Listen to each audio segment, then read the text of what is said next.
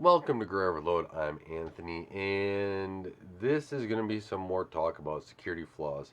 I was looking back at my notes, and some of these security flaws were already discovered back in December of 2017, but there's some new discoveries out quite recently. So let's start off with AMD, and this AMD run, or I should really recap what these kind of vulnerabilities do. Now they are basically leaking out your data so another process can then see it and then retrieve it and use it in a malicious manner.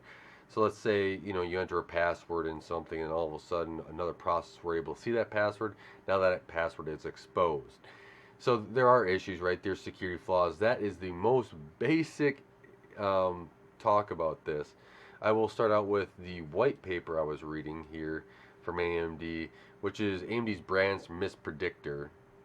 And I call this a security flaw because it's actually giving some of the wrong answers, and it's a misprediction in their predicting of what's going to happen next, kind of stuff. And this is going to be AMD is aware of this. They are working on a fix, and they are going to basically get the fix out. Now, this paper has examples of kind of how it's going, and I will post this. It is a long paper. If you're interested, feel free to read it. If you don't get it, but it's referring to how Zen 1 and Zen 2 microarchitectures, the vulnerabilities allow for speculative execution, right? So it seems like Zen 3 architecture is fine. So if you have a Zen 3 processor, so that's like the Ryzen 5000 series, you should be fine. Now that's not saying that there's another Specter vulnerability or speculative execution problem in those. It's just as we find these, as researchers go through, I think that as security is becoming more of a center point, we're going to find more of these in later processor generations. Hopefully, we'll be hardened more behind this as well. But yeah, there is a problem here, and this is gonna have to be taken care of. Now, there is going to be a performance impact, right? And talking about performance impacts here, uh, AMD's strategy for the Spectre Ven 2 vulnerability is not good. According to Phoronix, it is up to 54% drop in the CPU performance. I will post Phoronix link in the description below if you want to take a look. So AMD is moving forward with a more generic retroplaning approach. So this is kind of the retroplaning is kind of injecting yourself and accessing that data in the branch, uh, in that accessing that other data in another process. Think of it as you have each multiple users in your computer, and you don't want a user to gain access to another user of the computer. That's kind of thing, and they're trying to protect against that sort of thing as an example. Um, Breaking it way down, these security papers get really in depth, right? They need to do a lot of testing, and they need to actually really get it right. Because if they don't, um, it's it's really then going to be AMD, Intel, whoever that they're accusing of a security flaw is going to come back. Well, how did you actually get this? Like, please tell us because we'll fix it. But according to what you gave us so far, it doesn't work, right? The same thing with software testing. You said it broke in this scenario. It probably did, but can you tell us what you did, right? So we can reproduce it. Because if we can't reproduce it, we can't fix it, right? So these researchers go through extreme amount of detail and reproduction just to make sure that when they give the data off, they will have it to Intel, AMD, ARM, etc., so that they can get the fix out. So um, yeah, so there's a 54% drop, and this is what it is. And you can go look at the data. It's like this alpha and jump. Software mitigation was not good enough, and now they have to take a look at maybe trying to improve it. I know AMD is going to this generic time, and this is um, the in so that can take a performance hit, and maybe AMD will have to focus on a little bit more better mitigation, maybe to help speed it up. But we'll see, right? In the end, do you want to be secure or do you want to be faster? That's going to be the choice until they maybe put some hardware mechanisms in that kind of prevent these accesses, these Specter vulnerabilities to continue. So that's the way it is, right? We're having security flaws left and right, and we really need to focus on it. I kind of wish it was a thing of the past, but that is not the case. Well, and then we have some new vulnerabilities out, which are Specter Vulnerabilities V2 in Alder Lake and ARM CPUs.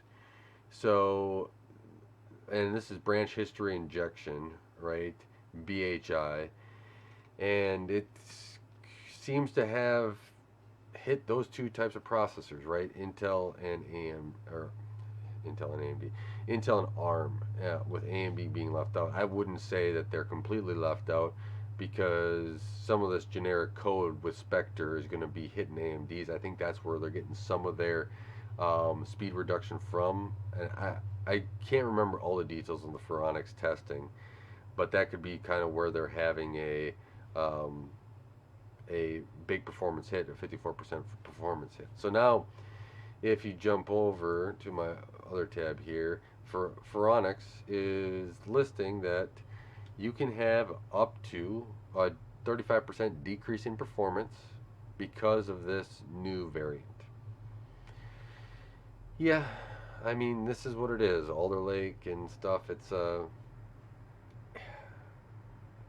I wish I could say, there's one processor we can use that's most secure. It's not that way anymore. We have a bunch of software. We want a bunch of speed, and it's just not holding up, as well. Now, I believe what's going to happen is that further development of these CPUs and any other hardware that has found a security flaw will get more robust down the line, but that would require us to, upgrade, and eventually, hopefully that they find and they harden these mitigations, and that may increase the size of CPUs and all that other stuff on the manufacturing side of the dies. But I think that there will be a time where a lot of these, especially Spectres, are hardened against, and we're going to start seeing some other vulnerabilities. But you'll start to gain back all that speed that you've lost over time. Even the manufacturing process, right? We've probably gained back all that speed, right, from prior generations, right? Because each processor is faster, so that's there, and security's been hardened. But you're going to gain back. I think over time you're going to gain back a lot of that was basically lost initially. That all we had to go and slow down the processor. Now with these new ones with the hardened hardware, we're going to not have to be able to do it with software or take more executions to be able to do it. So that's kind of the way what I'm thinking of this. So yeah, it sucks, right? But in the end, I think that having the more secure side of things is helpful. We're seeing more and more security flaws and security things that come out and are an issue, right? They're coming out and data is being leaked, right? I think it seems like at least every month we're hearing about a hardware leak. You can get sites that go and scrape the dark web for your email addresses, your social security numbers, and everything else that's out there.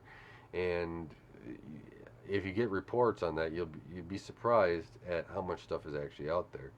And hopefully that this is some of that mitigation that can really help prevent that in the future if it came through a Spectre vulnerability, right? And I'm not saying that all these are, right? Some of them are, infrastructures that need to be improved, but at the same time, you're trying to mitigate as many points of entry or any points of leakage as possible. And so, yeah, AMD, Intel, and ARM all have issues, and yeah. Hopefully we're kind of getting through this, and it's going to be taking new approaches to how development is of CPUs and other hardware. So with that, thank you guys for watching. Thank you for taking the time to help support Gray Overload and helping this channel grow. I really appreciate it. You guys are great. And until next time, God bless. And don't forget to like, share, and subscribe.